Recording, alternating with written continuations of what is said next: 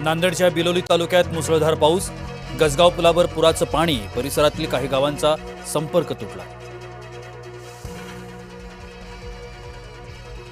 बीड जिल्ह्यात सर्वत्र दमदार पाऊस, केज धारूरमध्ये अतिवृष्टी, 11 तालुक्यात जोरदार पावसाची नोंद। बुलढाणा जिल्ह्यात धोधो पाऊस, शेगाव, संग्रामपूर, खामगाव, चिखली, लोणार, मेहकर या तालुक्यांना झोडपलं, जिल्ह्यातल्या बहुतांश नद्यांना पूर। हिंगोली जिल्ह्यातही कयाधू नदीला पूर, सोडेगाव परिसरातील पूल पाण्याखाली, वाहनांच्या लांबच लांब रांगा। धुळे शहरात मुसळधार पाऊस, जिल्हा रुग्णालय आणि शाळांच्या आवारात पाणी साचलं।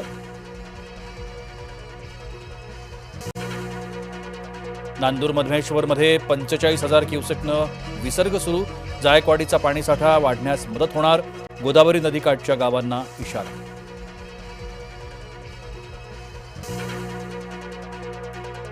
जळगाव जिल्ह्यातल्या हतनू धरणाचे 36 दरवाजे उघडले, 78,000 क्युसेक पाण्याचा विसर्ग, गिरणा धरणही 95% भरलं।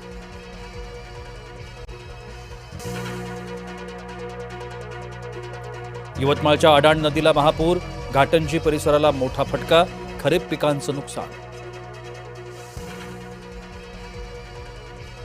यवतमाळमध्ये कार पुराच्या पाण्यात वाहून गेली, आईसह दोन्ही मुलींचा शोध, झाडाचा आधार घेतल्यानं वडील बचाव।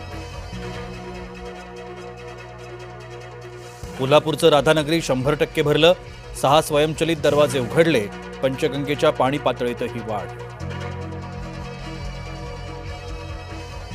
अमरावती जिल्ह्यात पावसाचा जोर, सिपना आणि मेघा नदीला पूर।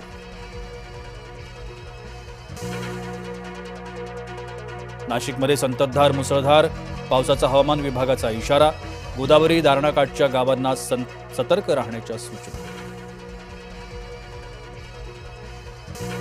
गोंदिया, गडचिरोली, वर्धाला पावसानं झोडपलं, विदर्भात पावसाचं थैमान, आजही मुसळधार ते अतिमुसळधार पावसाची शक्यता। भिवंडीत धोकादायक इमारत कोसळली, 9 जणांचा मृत्यू, काही जण अडकल्याची शक्यता।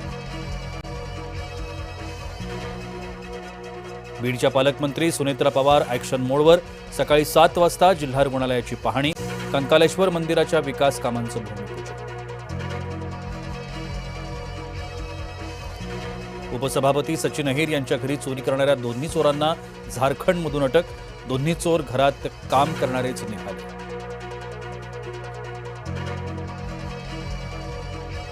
नागपुरात 17 वर्षीय महिला क्रिकेटपटूची आत्महत्या, विदर्भाच्या टीममध्ये निवड न झाल्यानं स्वतःला संपवलं।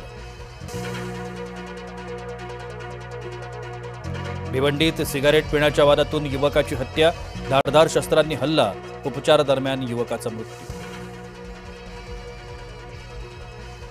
मुंबई उच्च न्यायालयातील स्टाफ कॅन्टीनचा अन्न परवाना FDA कडून निलंबित, नियमांचं उल्लंघन केल्याचा ठपका।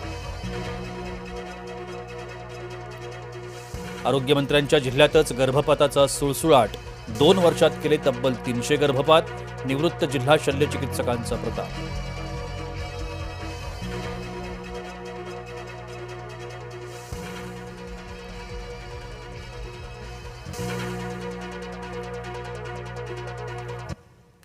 नमस्कार सर्व प्रेक्षकांना, जय महाराष्ट्र।